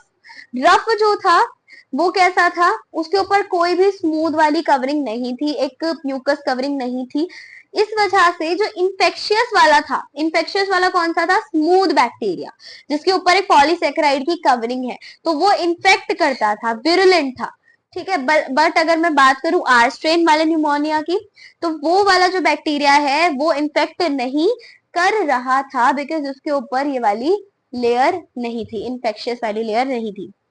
यानी कि अगर वो वाला स्ट्रेप्टोकोकस निमोनिया जो कि एस स्ट्रेन वाला है, हम किसी में इंजेक्ट करेंगे तो उसको निमोनिया हो जाएगा। बट वो वाला स्ट्रेप्टोकोकस निमोनिया जिसपे कोई भी लेयर नहीं है और वो आर स्ट्रेन वाला बैक्टीरिया है, अगर हम किसी के अंदर इंजेक्ट करेंगे तो उसको कुछ भी नहीं होगा। ठीक है, तो इस वाले कंक्लूजन से उन्होंने किसकी हेल्प ली? एक माइस, एक चूहे की हेल्प ली। जब उन्होंने देखा कि अगर उन्होंने एक माइस लिया, ठीक है, अगर उन्होंने एक माइस लिया और उसके अंदर एस स्ट्रेन वाले बैक्टीरिया को क्या कर दिया? इन्फेक्ट कर दिया, तो वो जो चूहा था ना वो मर जाता था न्यूमोनिया से। लेकिन अगर उसी माइस के अंदर उन्होंने आर स्ट्रेन वाला बैक्टीरिया डाला तो उसे कुछ भी नहीं हो रहा था। फिर क्या हुआ? ग्रिफिथ ने बैक्टीरिया को हीट किल किया, यानी कि एस स्ट्रेन वाले बैक्टीरिया को हीट कर दिया। ठीक है, और उसके बाद उसे चूहे के अंदर डाला। तो जब उन्होंने उसके बाद उसे हीट करके एस स्ट्रेन वाले बैक्टीरिया को चूहे के अंदर डाला तो वो चूहा नहीं मरा। लेकिन जब उन्होंने हीट किल्ड एस बैक्टीरिया और लिविंग वाला जो जिंदा था आर स्ट्रेन बैक्टीरिया, इन दोनों को मिक्स करके माइस के अंदर डाला तो माइस मर गया। अब यार सोचो, जो आर स्ट्रेन वाला बैक्टीरिया था वो तो इन्फेक्ट करता ही नहीं था, एंड एस स्ट्रेन वाले बैक्टीरिया को हमने हीट किल कर दिया है। जब हमने उसे इंडिविजुअली डाला तो उसने कुछ भी नहीं किया। तो जब हमने इनका मिक्सचर डाला तो ऐसा क्या हुआ कि एस स्ट्रेन वाले बैक्टीरिया ने इनएक्टिव होते हुए भी आर स्ट्रेन वाले बैक्टीरिया को कुछ ऐसा दे दिया जिससे माइस मर गया। यानी कि ये कंक्लूजन निकाला गया कि भाई ऐसा कुछ ना कुछ तो था जो कि हीट किल्ड एस बैक्टीरिया ने आर स्ट्रेन बैक्टीरिया को दे दिया। ऐसा कुछ ना कुछ तो ट्रांसफॉर्मिंग प्रिंसिपल था उसके पास, जिससे वो आर स्ट्रेन वाला बैक्टीरिया जो कि इन्फेक्शियस नहीं था वो भी इन्फेक्शियस हो गया। ठीक है, तो ये क्या ट्रांसफॉर्मिंग प्रिंसिपल हो सकता है? ऐसा क्या था जिसने हीट किल्ड एस बैक्टीरिया से ट्रांसफर होके आर स्ट्रेन बैक्टीरिया में पहुंच के उसको क्या बना दिया? विरुलेंट बना दिया। तो बेसिकली अगर हम दिमाग लगाएं तो वो क्या हो सकता है? वो जेनेटिक मटेरियल ही तो हो सकता है जिसने एस स्ट्रेन से निकल के क्योंकि एस स्ट्रेन मर चुका है, एस स्ट्रेन मर चुका है, अब आप उसे किसी के अंदर इंजेक्ट करोगे तो उसे कुछ नहीं होगा। लेकिन अगर हम इसका जेनेटिक मटेरियल निकाल के एक आर स्ट्रेन वाले में डाल दें तो आर स्ट्रेन भी वही काम करने लग जाएगा, वही पॉलीसैकेराइड की कवरिंग अपने आसपास बनाने लग जाएगा। और अगर उसने अपने ऊपर एक पॉलीसैकेराइड की कवरिंग बना ली, इसका मतलब क्या होगा कि वो भी इंफेक्शियस हो जाएगा। ठीक है, तो ये था पूरा एक्सपेरिमेंट। देखो डायग्राम के थ्रू समझिए। देखो जब रफ स्ट्रेन वाला डाला इन्होंने तो माउस कैसा रहा? जिंदा रहा। जब इन्होंने स्मूथ वाला डाला जो आर एस स्ट्रेन था तो ये जो चूहा था वो मर गया। जब इन्होंने इस स्मूथ स्ट्रेन को हीट किल किया तो माइस अलाइव था, और जब रफ स्ट्रेन के साथ हीट किल्ड स्मूथ स्ट्रेन को डाला तो माउस तब मर गया। तो इससे पता चला कि कुछ ना कुछ तो ऐसा था जिसने ट्रांसफॉर्म होके चूहे को मार दिया। अब हम देखने वाले हैं अगला एक्सपेरिमेंट जो कि ट्रांसफॉर्मिंग प्रिंसिपल का ही बायोकेमिकल नेचर बताने के लिए आया। ठीक है, ये तीन साइंटिस्ट ने मिलकर किया। कौन कौन? Oswald very, Colin McLeod and McLean McCarthy. इन्होंने क्या करा? इन्होंने ग्रिफिथ के एक्सपेरिमेंट के ही बायोकेमिकल नेचर को निकालने के लिए इस एक्सपेरिमेंट को किया। सबसे पहले इन्होंने क्या किया? देखो तीन चीजों पर शक था। इतना तो क्लियर था कि जेनेटिक मटेरियल ही है जिसकी वजह से जो हीट किल्ड एस बैक्टीरिया है उसने आर वाले बैक्टीरिया को भी विरुलेंट बना दिया। तो इतना तो क्लियर था। अब ये समझ नहीं आ रहा था कि जो जेनेटिक मटेरियल है ये है क्या। तो तीन चीजों पे शक था कि जेनेटिक मटेरियल या तो प्रोटीन है, या तो आरएनए है, या तो डीएनए है। तो मेन कंपटीशन प्रोटीन, डीएनए और आरएनए के बीच में था। हमें ये पता करना था कि भाई इन तीनों में से एक्चुअल में कौन है रियल जेनेटिक मटेरियल। ठीक है, तो देखो क्या किया उन्होंने सबसे पहले दिमाग लगाया कि हम ना एक काम करते हैं, हम तीन एंजाइम्स लाते हैं, एक तो प्रोटीएज, एक आरएनएज और एक डीएनएज। प्रोटीएज क्या करेगा? प्रोटीन को खत्म कर देगा, प्रोटीन को खत्म कर देगा। आरएनए क्या करेगा? आरएनए क्या करेगा? आरएनए को खत्म कर देगा। डीएनए क्या करेगा? डीएनए को खत्म करेगा। तो इन्होंने क्या करा? जब इन्होंने डीएनए डाला तो उस टाइम पर कोई ट्रांसफॉर्मेशन हुई ही नहीं, कोई भी ट्रांसफॉर्मेशन नहीं हुई। जब इन्होंने आरएनए डाला तो ट्रांसफॉर्मेशन हो गई। जब इन्होंने प्रोटीएज डाला तो भी ट्रांसफॉर्मेशन हो गई। तो इससे ये क्लियर हो गया कि जब हमने डीएनए को डाइजेस्ट किया सिर्फ तभी वो केस था जब ट्रांसफॉर्मेशन नहीं हुई। इसका मतलब क्या हुआ कि डीएनए ही वो जेनेटिक मटेरियल है जिसकी वजह से ये ट्रांसफॉर्मेशन प्रिंसिपल हमें देखने को मिला। यानी कि इनडायरेक्टली ये तो क्लियर हो गया था कि जेनेटिक मटेरियल डीएनए है, लेकिन तब भी एक मतलब बायोलॉजिस्ट जो थे वो कन्विंस नहीं हो पाए। उन्हें और भी ज्यादा स्ट्रॉन्ग प्रूफ चाहिए था ये बताने के लिए कि डीएनए ही वो हेरिडिटरी मटेरियल है जिसे सभी इस टाइम ढूंढ रहे हैं। तो एक और एक्सपेरिमेंट आ गया और ये वाले एक्सपेरिमेंट ने बोल दिया भाई अब तुम्हें मानना ही पड़ेगा कि डीएनए ना जेनेटिक मटेरियल है। ये लास्ट एक्सपेरिमेंट था। इसे बोला गया, ये था unequivocal proof of DNA. Unequivocal proof मतलब अब इसके आगे तो कोई बात होनी ही नहीं चाहिए, अब प्रूफ हो चुका है कि डीएनए ही क्या है, एक जेनेटिक मटेरियल है। किसने किया? दो साइंटिस्ट ने मिलकर किया, Alfred Hershey and Martha chase ने 1952 में। ईयर भी इंपॉर्टेंट है, साइंटिस्ट के नेम भी इंपॉर्टेंट है। हुआ क्या, इन्होंने लिए बैक्टीरियोफेजेस। ठीक है, सबसे पहली बात बैक्टीरियोफेजेस क्या होते हैं? बैक्टीरियोफेजेस वो वायरसेस होते हैं जो कि बैक्टीरिया को भी क्या कर देते हैं, इन्फेक्ट कर देते हैं। अब इन्होंने कुछ वायरसेस को तो उस मीडियम पर ग्रो करा जहां पर रेडियो एक्टिव फॉस्फोरस था। अच्छा आप बताओ, फॉस्फोरस किसके पास होता है? फॉस्फोरस होता है आपका डीएनए के पास, है ना। और दूसरा इन्होंने उस पर ग्रो किया जो कि सल्फर, जिसपे सल्फर था। ठीक है, यानी कि इन्होंने फिर देखा कि जो वायरसेस रेडियो एक्टिव फॉस्फोरस की प्रेजेंस में ग्रो हुए उनके पास रेडियो एक्टिव डीएनए था लेकिन रेडियो एक्टिव प्रोटीन नहीं था, क्योंकि डीएनए के पास क्या होता है, फॉस्फोरस होता है, लेकिन प्रोटीन के पास तो फॉस्फोरस नहीं होता। सिमिलरली जो वायरसेस रेडियो एक्टिव सल्फर पर ग्रो करे उनके पास रेडियो एक्टिव प्रोटीन था लेकिन रेडियो एक्टिव डीएनए नहीं था, क्योंकि डीएनए के पास सल्फर नहीं होता और प्रोटीन के पास सल्फर होता है। तो मतलब अब इन्होंने ऐसे दो तरह के वायरसेस बना लिए जिसमें एक का रेडियो एक्टिव डीएनए है और दूसरे का रेडियो एक्टिव प्रोटीन है। ठीक है, इतना आपको क्लियर हो गया होगा। अब देखो क्या हुआ, जो रेडियो एक्टिव फेजेस थे उनको ई कोलाई से, एस्क्रीशिया कोलाई से अटैच किया गया। ठीक है, अब जो जब सेंट्रीफ्यूगेशन हुआ, उन्हें अच्छे से ब्लेंड किया गया तो देखा गया कि जो बैक्टीरियाज वायरस से इन्फेक्ट हो गए, जो बैक्टीरियाज वायरस से इन्फेक्ट हो गए उनके पास एक रेडियो एक्टिव डीएनए था। ठीक है, यानी कि डीएनए ही वो था जो बैक्टीरियोफेज से निकलकर बैक्टीरिया के ऊपर चले गए, यानी कि यही ट्रांसफॉर्म हो रहे हैं और ट्रांसमिट हो रहे हैं। ठीक है, लेकिन जो बैक्टीरियाज वायरस से इन्फेक्ट हुए उनके पास रेडियो एक्टिव प्रोटीन नहीं थे, रेडियो एक्टिव प्रोटीन थे ही नहीं। तो रेडियो एक्टिव प्रोटीन थे ही नहीं, इसका मतलब क्या हुआ कि जो प्रोटीन्स हैं वो ट्रांसफॉर्म नहीं करते, वो नहीं निकल के जाते, यानी कि ये जेनेटिक मटेरियल नहीं है, बल्कि डीएनए, जहां पर भी रेडियो एक्टिव डीएनए था और उन्होंने इन्फेक्ट किया, किसको इन्फेक्ट किया, बैक्टीरिया को इन्फेक्ट किया, तो उन बैक्टीरिया के पास, उन एस्क्रीशिया कोलाई के पास रेडियो एक्टिव डीएनए देखने को मिला बट रेडियो एक्टिव प्रोटीन देखने को नहीं मिले। इसका मतलब ये हुआ कि जो प्रोटीन्स थे वो बैक्टीरिया में एंटर नहीं किए वायरस से, और यहीं से प्रूव हुआ कि डीएनए ही क्या है, जेनेटिक मटेरियल है जो कि वायरस से बैक्टीरिया में पास कर गया। आई होप इतना आपको क्लियर होगा।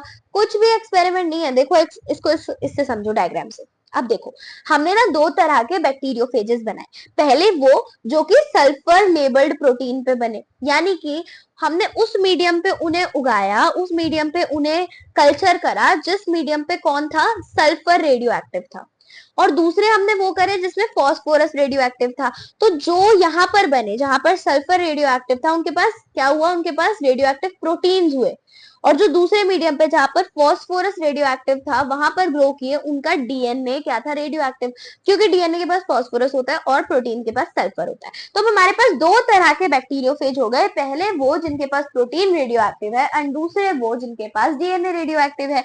अब जब हमने इनको अच्छे से सेंट्रीफ्यूज किया, अच्छे से इनको मिक्स किया, ब्लेंड किया आपस में, किसके साथ, एस्क्रीशिया कोलाई के साथ, तो हमने देखा कि वो वाले बैक्टीरियोफेज जिनका प्रोटीन रेडियो एक्टिव था और उन्होंने एस्क्रीशिया कोलाई को जाके क्या करा, इन्फेक्ट करा, उन एस्क्रीशिया कोलाई, वो भले ही इन्फेक्ट हो चुके हैं बट उनके पास रेडियो एक्टिव प्रोटीन नहीं आया, उनका प्रोटीन अब भी रेडियो एक्टिव नहीं था।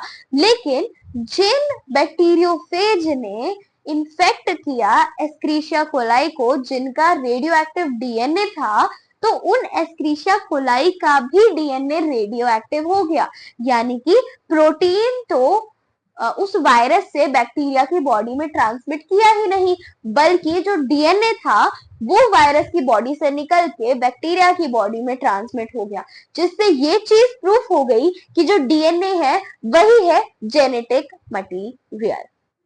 ठीक है, देख लो डायग्राम से समझ लो। सल्फर कंटेनिंग प्रोटीन है, यहाँ पे देखो इनफेक्ट, तो ये क्या है, ये है आपके पास एस्क्रीशिया कोलाई। तो ये जो एस्क्रीशिया कोलाई है ये क्या है, ई कोलाई, और ये है बैक्टीरियोफेज। ये बैक्टीरियोफेज आया, इसने इन्फेक्ट करा। अब इन्फेक्ट करने के लिए इसको कुछ नहीं, इसको बस अपना डीएनए इसको देना होगा। ये डीएनए है, ये अंदर चला गया, क्योंकि डीएनए तो रेडियो एक्टिव था ही नहीं, इसीलिए यहाँ पर कुछ भी नहीं हुआ। तो सेंट्रीफ्यूगेशन के बाद भी सल्फर देखा ही नहीं गया, सेल्स के अंदर कोई सल्फर नहीं मिला। क्यों मिलता, क्योंकि डीएनए ट्रांसमिट हुआ है ना, प्रोटीन थोड़ी ट्रांसमिट हुआ है। लेकिन जहां पर फॉस्फोरस लेबल्ड था डीएनए, वहां पर क्या हुआ, आया। अब डीएनए ही अगर फॉस्फोरस लेबल्ड है, डीएनए ही रेडियो एक्टिव है, तो भाई डीएनए ही ट्रांसफर होगा। इन्फेक्शन हुआ, ब्लेंडिंग हुई, जब सेंट्रीफ्यूगेशन हुई तो देखा गया कि भाई सेल्स के अंदर फॉस्फोरस है, तो इससे प्रूफ होगा कि डीएनए अंदर गया था और प्रोटीन नहीं गया था। आई होप बिल्कुल अच्छे से आपको अभी तक के ये सारे एक्सपेरिमेंट समझ आ गए होंगे, है ना। अब हम देखने वाले हैं कि एक जेनेटिक मटेरियल की क्या क्या प्रॉपर्टीज होती हैं। देखो, सबसे पहली प्रॉपर्टीज तो ये कि जो आपका जेनेटिक मटेरियल होना चाहिए वो लेस रिएक्टिव होना चाहिए। ठीक है, तो देखो स्टार्टिंग से पढ़ते हैं कि पॉइंट को क्या कहने चाह रहे हैं ये। सबसे पहली बात कि जो डीएनए है वो जेनेटिक मटेरियल है, वो किसने प्रूव करा, फाइनली आके हर्शे एंड चेज ने प्रूव करा। ठीक है, कुछ वायरसेस में आरएनए भी जेनेटिक मटेरियल होता है। ठीक है, जैसे कि टबेको मोज़ेक वायरस, बैक्टीरियोफेज, इनमें क्या होता है, आपका आरएनए भी जेनेटिक मटेरियल हो सकता है। अब क्या क्या कैरेक्टरिस्टिक्स होती हैं एक जेनेटिक मटेरियल की, सबसे पहली बात वो रेप्लिकेट कर सके, वो स्टेबल हो। ठीक है, स्टेबल यानी कि लेस रिएक्टिव हो। ठीक है, और उसमें स्लो चेंजेस हो सके, यानी कि थोड़े थोड़े चेंजेस हो सके, ताकि एवोल्यूशन भी तो हो। अगर सारी चीजें सेम रहेंगी, चेंजेस होंगे ही नहीं, तो एवोल्यूशन कैसे होगा, एवोल्यूशन इज इंपॉर्टेंट। ठीक है, एंड वो अपने आप को मेंडेलियन कैरेक्टर्स के अंदर क्या कर सके, एक्सप्रेस कर सके। ठीक है, अब देखो, अगर हम इन चारों रूल्स की बात करें तो इनके अकॉर्डिंग दोनों न्यूक्लिक एसिड डीएनए और आरएनए के पास एबिलिटी है to be a genetic material. ठीक है, जैसे कि दोनों ही रेप्लिकेट कर सकते हैं, स्टेबल है भाई, हाँ आरएनए थोड़ा कम स्टेबल है क्योंकि रिएक्टिव हो जाता है। दोनों ही मेंडेलियन कैरेक्टर्स को भी फॉलो करते हैं। अब देखो स्टेबिलिटी की अगर मैं बात करूं तो डीएनए ज्यादा स्टेबल है। ज्यादा स्टेबल क्यों है वो मैंने आपको रीजंस बताया। सबसे पहला ये कि सेकंड पोजीशन पे ओएच ग्रुप नहीं होता। ठीक है, लेस रिएक्टिव होता है, मोर स्ट्रक्चरली भी स्टेबल होता है, और जो थायमाइन है, जो थायमाइन है मैंने आपको भी पीछे भी बताया था, वो एक एडिशनल स्टेबिलिटी दे देता है डीएनए को। तो अगर मैं दोनों न्यूक्लिक एसिड्स की बात करूं तो उसमें से ज्यादा स्टेबल डीएनए है, एंड अगर डीएनए ज्यादा स्टेबल है यानी कि यही बन जाएगा आपका प्रीडोमिनेंट जेनेटिक मटेरियल। ठीक है, एंड आरएनए के पास जो ये सेकंड पोजीशन पे ओएच ग्रुप होता है ना, ये क्या बना देता है, इसको एक रिएक्टिव फॉर्म में ले आता है, जिसकी वजह से आरएनए काफी ज्यादा रिएक्टिव हो जाता है। ठीक है, इसके बाद आरएनए और डीएनए दोनों के पास एबिलिटी होती है म्यूटेशन परफॉर्म करने की। अब जो वायरसेस हैं जिनके पास आरएनए जीनोम होता है, उनका जो लाइफ स्पैन होता है वो शॉर्टर होता है, शॉर्टर लाइफ स्पैन होता है, इसीलिए ये म्यूटेट भी बहुत जल्दी करते हैं। जैसे कि जब कोविड आया था, जब कोरोना वायरस आया था, तो उस टाइम पर ऐसा हो रहा था कि जैसे अगर एक का आपने वेरिएंट देखा कोरोना का, इतने में उसका इलाज आया, इतने में एक नया वेरिएंट आ गया, है ना, इतने में उस नए वेरिएंट का इलाज है, इतने में थर्ड वेरिएंट आ गया। तो ऐसा हो रहा था, ऐसा क्यों, इतनी जल्दी जल्दी वो म्यूटेशन क्यों कर रहा था, ऐसा इसीलिए बिकॉज जो वायरसेस होते हैं उनके अंदर जेनेटिक मटेरियल डीएनए नहीं आरएनए होता है, एंड आरएनए काफी ज्यादा रिएक्टिव होता है, जिसकी वजह से वो फटाफट फटाफट रिएक्ट करके क्या करता है, म्यूटेट करता है, अपने अंदर चेंजेस लाता है, जिस वजह से फटाफट फटाफट से एवोल्यूशन आते हैं, और अलग अलग हमें कोरोना के वेरिएंट्स देखने को मिल रहे थे। अगर वायरस के अंदर डीएनए होता होता तो क्या होता है, ये जो एवोल्यूशन है काफी स्लो होता, एंड इतनी जल्दी जल्दी हमें वायरसेस के वेरिएंट्स देखने को नहीं मिलते। ओके, आगे आ जाते हैं हम। अब हम पढ़ने वाले हैं central dogma. Central dogma basically अब आपके आगे वाले चैप्टर का एक छोटा सा इंट्रोडक्शन है। ठीक है, तो देखो फ्रांसिस क्रिक ने ये सेंट्रल डोग्मा दिया था। ठीक है, जिसमें इन्होंने बताया था कि कैसे जेनेटिक इंफॉर्मेशन फ्लो करती है। ठीक है, तो सबसे पहले क्या होता है, सबसे पहले होता है रेप्लिकेशन, यानी कि जो डीएनए है वही रेप्लिकेट करके बहुत सारे डीएनए बना लेगा। फिर होता है ट्रांसक्रिप्शन। ट्रांसक्रिप्शन में क्या होता है, डीएनए चेंज हो जाएगा किसमें, आरएनए में, एंड फिर होता है ट्रांसलेशन की यही आरएनए फिर चेंज हो जाता है किसमें, प्रोटीन्स में। सो ये पूरा प्रोसेस है जो आप यहाँ पढ़ने वाले हैं। जब डीएनए आरएनए में चेंज होता है उसे बोलते हैं ट्रांसक्रिप्शन, जब आरएनए प्रोटीन्स में चेंज होते हैं तो उसे बोलते हैं ट्रांसलेशन, और जब डीएनए डीएनए में ही चेंज होता है तो उसे बोलते हैं रेप्लीकेशन। ठीक है, रेप्लीकेशन स्कीम को पढ़ लेते हैं फटाफट से। हमारा पहला प्रोसेस आ गया रेप्लीकेशन। ठीक है, तो रेप्लिकेशन मतलब क्या हुआ, सबसे पहली बात रेप्लिकेशन मतलब हुआ कि जब डीएनए से ही डीएनए बन जाए तो उसको हम बोलते हैं रेप्लिकेशन। अब देखो, रेप्लिकेशन को ना बोला गया सेमी कंजर्वेटिव डीएनए रेप्लिकेशन, यानी कि पूरा डीएनए रेप्लिकेट नहीं हो रहा है, एंड जो नई स्ट्रैंड आपके पास बन के आएगी वो सेमी कंजर्वेटिव होगी, यानी कि आधी स्ट्रैंड आपकी पहले वाले डीएनए की होगी और आधी स्ट्रैंड, यानी कि एक स्ट्रैंड तो पुरानी वाले डीएनए की होगी। और सपोज मैं आपको बताती हूँ, जैसे ये आपका एक नया डीएनए बना, ठीक है, तो मेरा कहने का मतलब है सेमी कंजर्वेटिव से कि ये जो एक चेन है, ये फर्स्ट वाली जो चेन है, ये तो आपके पुराने वाले डीएनए की ही होगी, एंड जो सेकंड चेन है ये न्यूली बनी होगी, तो इसीलिए से बोला गया सेमी कंजर्वेटिव। इतना कहना चाह रही थी मैं बस। ठीक है, अब जो दो स्ट्रैंड्स हैं वो सबसे पहले क्या होता है रेप्लिकेशन के लिए, जैसे आपका डीएनए है, ठीक है, आपका डीएनए है, तो इसकी दो स्ट्रैंड्स क्या होंगी, पहले तो अलग हो जाएंगी। ठीक है, इन्हें अलग कर दो, अलग कर दिया। अब क्या होगा, एक नई स्ट्रैंड यहाँ बनेगी, एक नई स्ट्रैंड यहाँ बनेगी, एंड जब पूरी पूरी स्ट्रैंड बन जाएंगी तो यहाँ से ये एक डीएनए की स्ट्रैंड थी, बट आपको ये दो स्ट्रैंड मिल जाएंगी, एक ये वाली और एक ये वाली।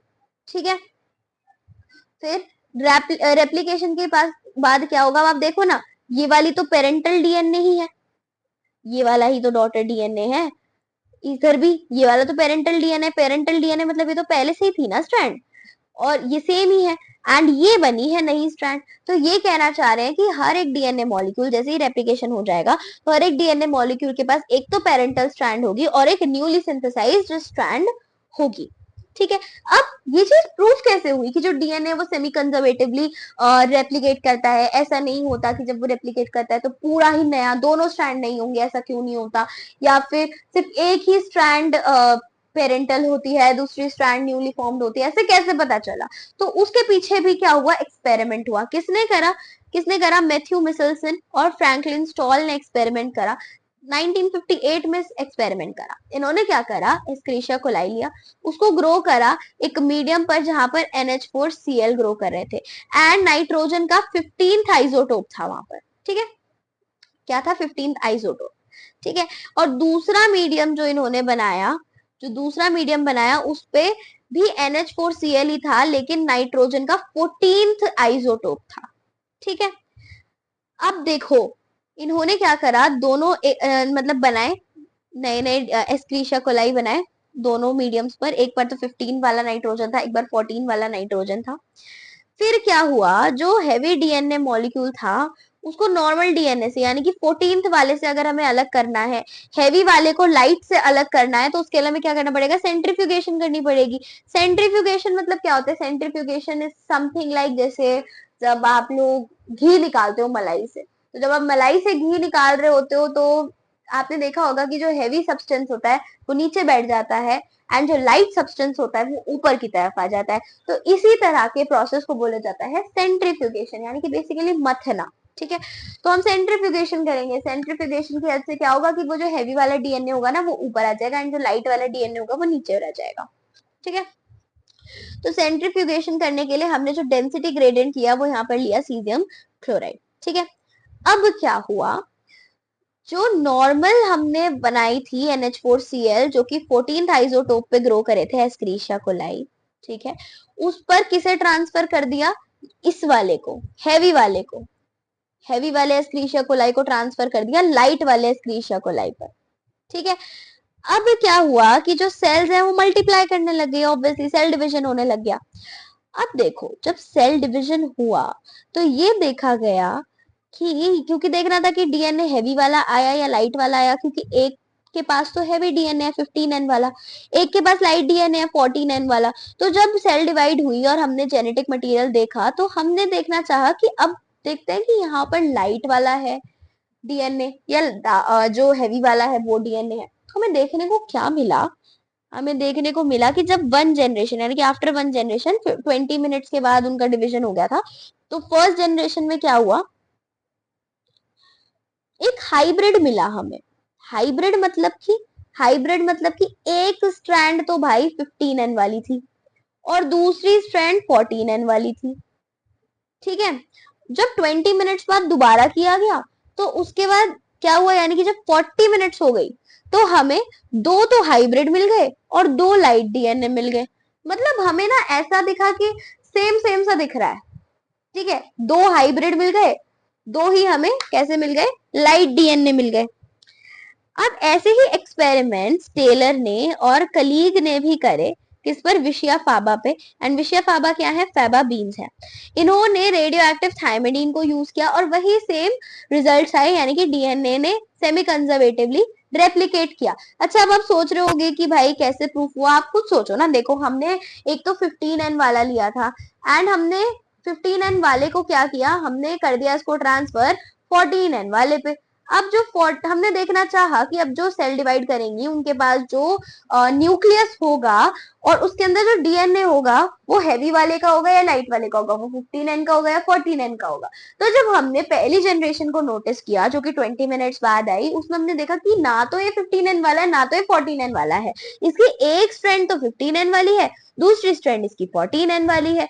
इसका मतलब क्या हुआ कि एक स्ट्रैंड तो इसकी पेरेंटल वाली ही रही और जो नई स्ट्रैंड बनी वो इसकी हाई, मतलब जो अभी हमने नया यूज किया। क्योंकि देखो, नॉर्मल वाला तो 14 ही था ना, हम 14, हमने ये नहीं बोला कि हम 14th वाले को 15 के पास लेके गए, नहीं। 15 वाला हमने स्पेशल कंडीशन में एक्सपेरिमेंट के लिए बनाया।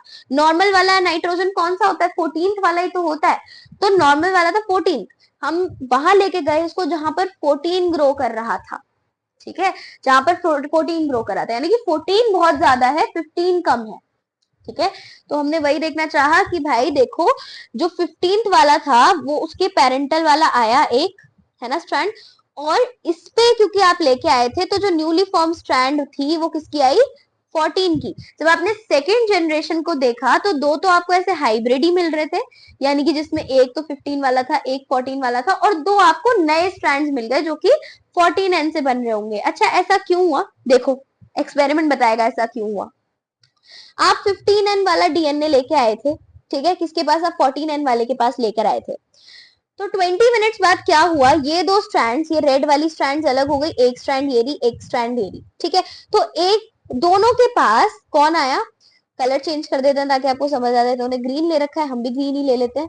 ठीक है, ग्रीन कलर लेते हैं। क्या हुआ, इसके पास आ गया 14N वाला और इसके साथ कॉइल कर गया। सिमिलरली एक इसके पास आ गया। तो देखो, आपको दो हाइब्रिड्स मिल गए 20 मिनट्स बाद। ठीक है, अब क्या हुआ, जब दोबारा से इन्हें रेप्लिकेशन करनी थी तो क्या हुआ, आपकी बार आपको कितने मिलेंगे, आप 4 स्ट्रैंड दिखेंगी आपको, दो तो ग्रीन वाली, खोल दो इन्हें, दो आपको ग्रीन वाली दिखेंगी, एक ये रही ग्रीन, एक ये रही ग्रीन। ठीक है, फिर दो आपको दिखेंगी रेड वाली, रेड कलर ले लेते हैं, दो आपको दिखेंगी रेड वाली, 1 एंड यहां बना देते हैं एक 2।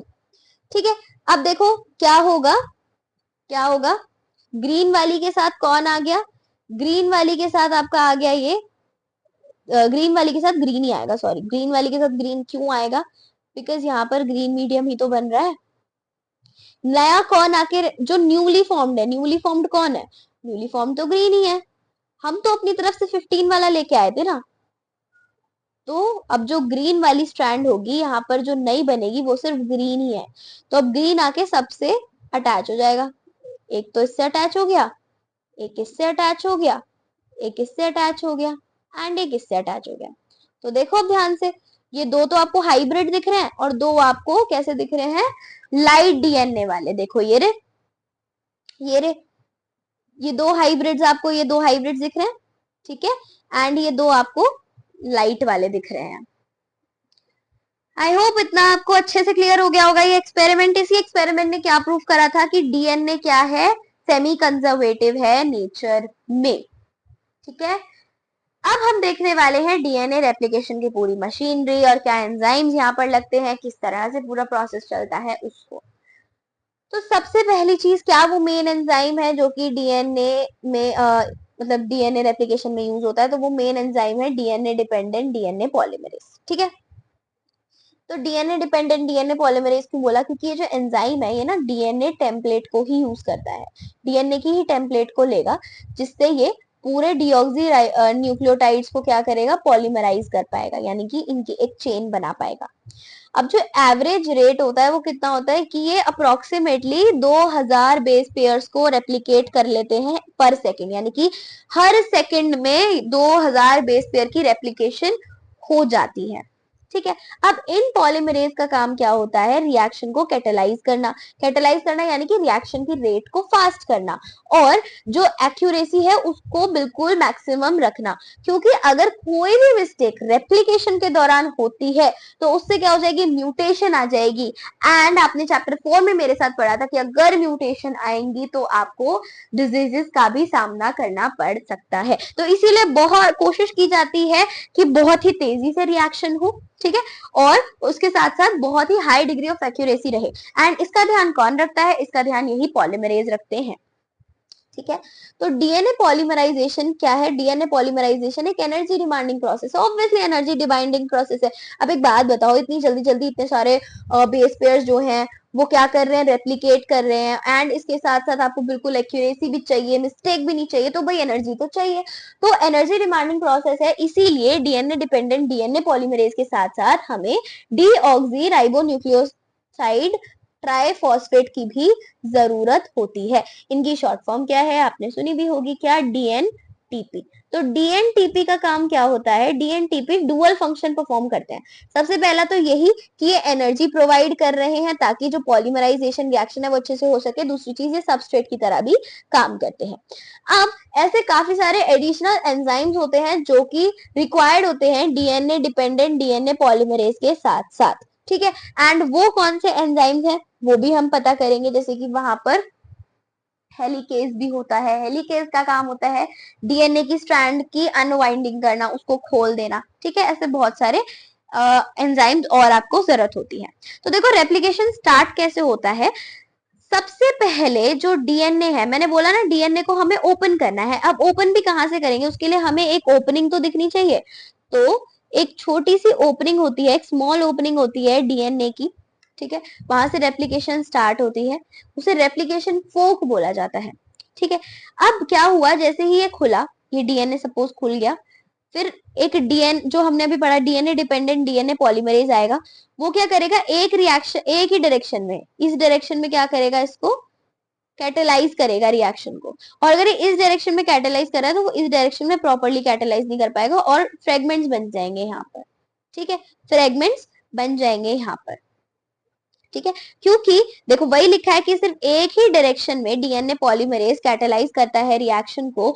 इस वजह से हमें काफी सारी एडिशनल कॉम्प्लिकेशंस देखने को मिल जाती हैं। कहां पर हमें देखने को मिल जाती हैं एडिशनल प्रॉब्लम्स, रेप्लिकेशन फोक पर। रेप्लिकेशन फोक क्या है, ये वाला एरिया जहां से आपने ओपन किया था। तो इस वजह से एक तरफ जहां पर 3:5 बन रही है, जो रेप्लिकेशन है वो कॉन्टिन्यूअस हो रही है, लगातार हो रही है, देखो। ठीक है, और जो 5:3 वाली है वो कैसी है, डिसकॉन्टिन्यूअस, आपको फ्रैगमेंट्स देखने को मिल रहे हैं। एंड इन फ्रैगमेंट्स को क्या बोला जाता है, ओकाजाकी फ्रैगमेंट्स। एंड ये फ्रैगमेंट्स ऐसी बात नहीं है ये टूटे ही रहते हैं, बाद में इनको ज्वाइन कर दिया जाता है with the help of DNA ligase. ठीक है, देखो इस तरह से कुछ आपका डीएनए रेप्लिकेशन देखने को मिलता है। ये वाली स्ट्रैंड होती है लीडिंग स्ट्रैंड, ठीक है, जो आपकी 3:5 की तरफ जा रही होती है। एंड दूसरी जो 5:3 की तरफ जा रही होती है उसे बोलते हैं लैगिंग स्ट्रैंड। क्यों लैगिंग स्ट्रैंड बोला जाता है, क्योंकि यहाँ पर देखो जो 3:5 की तरफ जा रही है वहां पर बनेगा आपका कॉन्टिन्यूअस स्ट्रैंड, क्योंकि वो 5:3 वाला होगा। 3:5 का ऑपोजिट ही तो बनेगा 5:3, तो 5:3 कैसा होगा, कॉन्टिन्यूअस, इसीलिए इसे बोला जाता है लीडिंग स्ट्रैंड, क्योंकि यहाँ पर बन रहा है आपका कॉन्टिन्यूअस वाला स्ट्रैंड।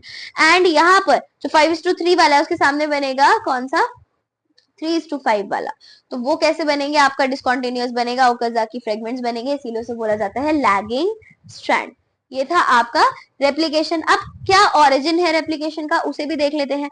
सबसे पहली बात की जो डीएनए पॉलीमरेज है, जो डीएनए पॉलीमरेज है वो पूरे प्रोसेस, रेप्लिकेशन के फुल प्रोसेस को खुद नहीं कर पाते। ठीक है, तो इसीलिए रेप्लिकेशन कहीं पर भी ऐसा नहीं है, देखो डीएनए पॉलीमरेज ऑब्वियसली कैटेलाइज कर रहा है प्रोसेस को अच्छे से करवा रहा है, टाइमली करवा रहा है, एक्यूरेटली करवा रहा है, बट ये स्टार्ट नहीं कर सकता अपनी तरफ से, है ना। ऐसा नहीं है कि डीएनए पॉलीमरेज आया एंड जहां भी उसने चाहा वो आया एंड उसने बाइंड करके अपनी रेप्लिकेशन स्टार्ट कर दी। नहीं, it can not initiate the process of replication. तो उसको ऐसे कोई जगह चाहिए होती है, एक डेफिनेट रीजन चाहिए होता है जहां पर उसको बता दिया जाए कि आप यहां से रेप्लिकेशन स्टार्ट कर सकते हो। और ये वाला रीजन जहां से रेप्लिकेशन स्टार्ट हो सकता है उसको हम बोलते हैं क्या, the region is termed as the origin of replication। ठीक है, अब ये रिक्वायरमेंट की वजह से एक डीएनए छोटा सा पीस, एक पीस चाहिए होता है हमें डीएनए का, ठीक है, ताकि हम जो रिकॉम्बिनेंट डीएनए हमारा बन रहा है जिसके लिए हमें एक वेक्टर की जरूरत होती है। रिकॉम्बिनेंट डीएनए क्या होता है अभी आपको इजीली समझ नहीं आएगा, ये समझ आएगा आपको बायोटेक में, वहां पर डिटेल में पढ़ेंगे, तो इस वाली लाइन को वहां पर पढ़ेंगे। बट आप इतना याद रखिए कि अपने आप से डीएनए पॉलीमरेज नहीं स्टार्ट कर सकता, इसीलिए उसे एक प्रॉपर रीजन चाहिए होता है to start the process of replication, and उस रीजन को बोला जाता है ऑरिजिन ऑफ रेप्लिकेशन। ठीक है, यही वो वेक्टर्स होते हैं, और वेक्टर्स क्या करते हैं, प्रोवाइड करते हैं ओरिजिन ऑफ रेप्लिकेशन। इस वाले पॉइंट को अभी आप थोड़ा सा इग्नोर करना, क्योंकि ये वाला थोड़ा सा आपको समझ आएगा बायोटेक में। ठीक है, यहाँ पर अभी के लिए आप इस वाले पॉइंट को ही समझे जो मैंने आपको अभी भी समझाया। ठीक है, आगे चलते हैं। अब हम आ गए हैं आरएनए वर्ल्ड। तो आरएनए वर्ल्ड में हम ये कंक्लूजन देखने वाले हैं कि सबसे पहला जेनेटिक मटेरियल आरएनए ही था और डीएनए इवॉल्व्ड है। ऑब्वियसली देखो ना, आरएनए इतना रिएक्टिव है एंड उसके पास यूरेसिल है, डीएनए के पास थाइमिन है, thymine is nothing but 2 methyl uracil, यानी कि मिथाइल ही लग गया यूरेसिल पे और वो थाइमाइन बन गया। यानी कि यूरेसिल में क्या हुआ, एवोल्यूशन आया, और यूरेसिल में एवोल्यूशन आया तो वो थाइमाइन बन गया, यानी कि आरएनए में एवोल्यूशन आया और वो डीएनए बन गया। ठीक है, तो पहला जेनेटिक मटेरियल कौन था इस बेसिस पर अगर हम कहें तो आरएनए ही था जो कि पहला जेनेटिक मटेरियल था। एंड ये एविडेंसेस क्या है, जैसे कि लाइफ प्रोसेसेस हम देखते हैं कौन कौन से, मेटाबॉलिज्म, ट्रांसलेशन, स्प्लाइसिंग। तो चाहे कितने भी प्रोसेसेस हो, अगर हमें प्रोटीन बनाना है, अगर हमें ट्रांसलेशन करना है, कुछ भी करना है, तो वो सब, उन सबको करने के लिए पहले हमें डीएनए से क्या बनाना पड़ता है, हमें पहले डीएनए से आरएनए बनाना पड़ता है, तभी हम फर्दर प्रोसेस को कर पाते हैं। यानी कि पहले हम डीएनए से आरएनए बनाएंगे, उसके बाद ही हम आगे का प्रोसेस करेंगे। तो अगर सारे प्रोसेसेस आरएनए से हो रहे हैं, यानी कि कहीं ना कहीं हम ये तो समझ सकते हैं कि पहले आरएनए भी क्या था, एक जेनेटिक मटेरियल ही था, बट क्योंकि वो थोड़ा सा रिएक्टिव था तो उसे थोड़ा सा एवोल्यूशन करके क्या बनाना पड़ा, पहले डीएनए बनाना पड़ा। ठीक है, अब देखो ये तो हमने बात ही कर ली कि ऐसे काफी सारे बायोकेमिकल रिएक्शंस हैं जो कि कौन कैटेलाइज करता है, आरएनए ही कैटेलाइज करता है, ना कि कोई प्रोटीन एंजाइम। ठीक है, और डीएनए किससे इवॉल्व है, आरएनए से ही इवॉल्व है। कुछ केमिकल मॉडिफिकेशंस होगी जिससे जो डीएनए है वो ज्यादा स्टेबल हो गया, और आरएनए क्योंकि एक कैटलिस्ट है इसीलिए वो रिएक्टिव रह गया और अनस्टेबल हो गया। यही बातें हमने अभी तक करी थी, है ना। अब देखो 3 तरह के आरएनए होते हैं। सबसे पहला होता है एमआरएनए, दूसरा होता है टीआरएनए, तीसरा होता है आरआरएनए। एमआरएनए का काम होता है क्या, इसका पहली बात फुल फॉर्म देख लेते हैं पहले, मैसेंजर आरएनए। फिर टीआरएनए का नाम होता है ट्रांसफर आरएनए, आरआरएनए का नाम होता है राइबोसोमल आरएनए। तो मैसेंजर आरएनए का काम क्या होता है, ट्रांसक्रिप्शन के टाइम पर टेम्पलेट प्रोवाइड करना। टीआरएनए का काम क्या होता है, अमाइनो एसिड्स को जेनेटिक कोड के पास लेके आना ताकि पढ़ सके हम उन्हें। आरआरएनए का यानी कि ट्रांसलेशन में हेल्प करने वाला है टीआरएनए। ठीक है, आरआरएनए का काम क्या होता है, ट्रांसलेशन में एक कैटालिटिक रोल प्ले करना। सभी आरएनए का काम क्या है, सभी आरएनए का काम है एक सेल के अंदर प्रोटीन्स को बनाना। ठीक है, फिर आ गए हैं हम ट्रांसक्रिप्शन पर। अब हमारा आज की जो ये लेक्चर है ये काफी ज्यादा लंबा हो गया एंड अभी भी इसमें काफी सारे टॉपिक्स हैं जो बच रहे हैं, जैसे कि transcription, translation, then DNA fingerprinting, human genome project, lac operon. So ये और भी ज्यादा लंबा में भी 2 घंटे तक का पहुंच जाएगा अगर हम इसी लेक्चर में करते हैं। सो आई थिंक इसको एंड करना चाहिए एंड इसका पार्ट 2 मैं जल्दी ही एंड होपफुली कल ही रिलीज कर दूंगी। So for this video I think that's all from my side, और स्टे ट्यून्ड, कल ही इसका पार्ट 2 आ जाएगा। तो चलिए फिर